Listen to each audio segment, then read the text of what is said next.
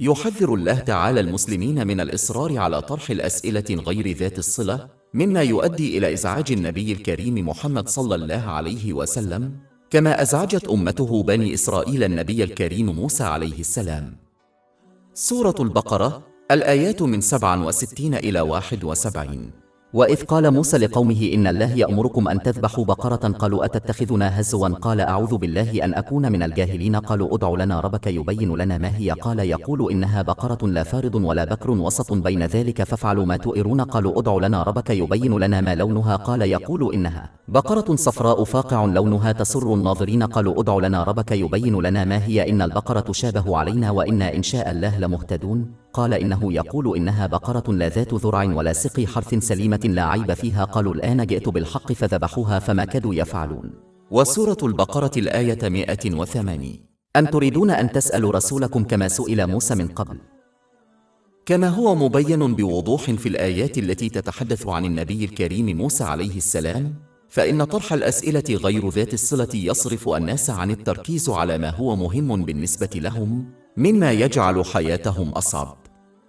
وهذا ينطبق على الأمور الدنيوية والدينية على حد سواء. يجب على المسلم أن يركز على البحث والاستفسار عن تلك القضايا التي ستسأل عنها يوم القيامة. يجب ترك أي شيء آخر جانبا، لأن هذا لن يصرفهم إلا عن الأشياء التي يجب عليهم تعلمها والعمل بها. كما نصح في حديث موجود في صحيح مسلم رقم 3257: يجب على المسلمين تجنب طرح الأسئلة غير ذات الصلة والتركيز بدلا من ذلك على تجنب ما نهوا عنه وتنفيذ ما أمروا به.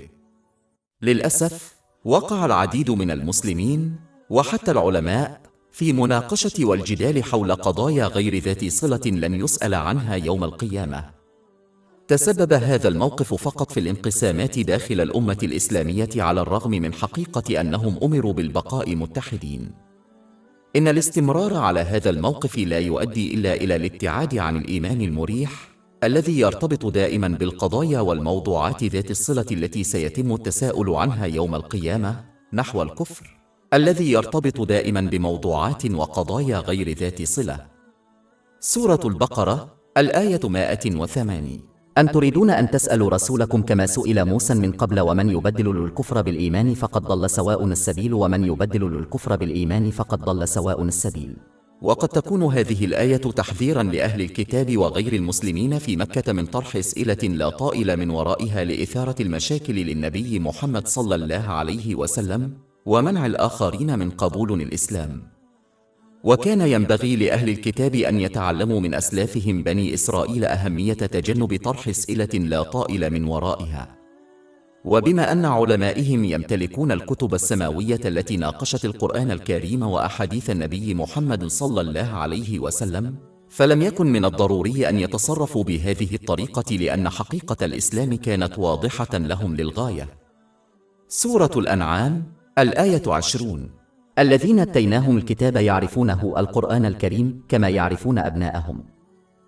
وسورة البقرة الآية 146. الذين اتيناهم الكتاب يعرفونه كما يعرفون أبنائهم. ولقد عاش غير المسلمين في مكة مع النبي محمد صلى الله عليه وسلم 40 سنة قبل نبوته، ولذلك عرفوا أنه ليس بكاذب. سورة يونس الآية 16. لأني قد مكثت بينكم عمرا طويلا قبل ذلك أفلا تعقلون.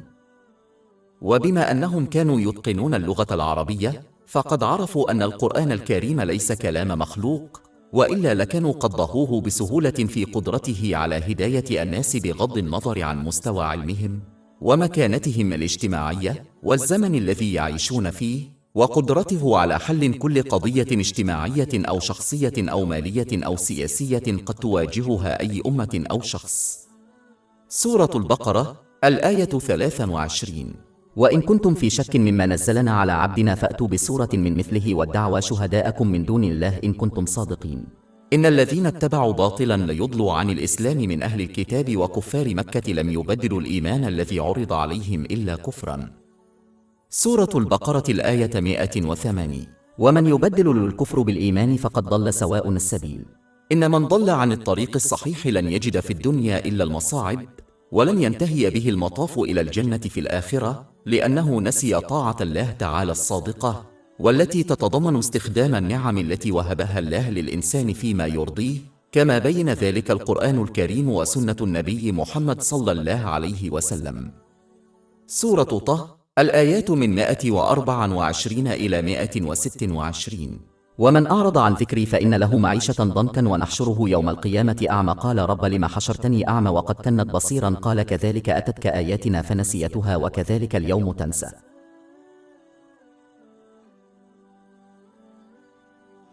أكثر من 500 كتاب إلكتروني وكتب صوتية ورسوم بيانية وملفات بودكاست ومدونات مجانية متاحة على موقعنا الإلكتروني www.shaybud.com.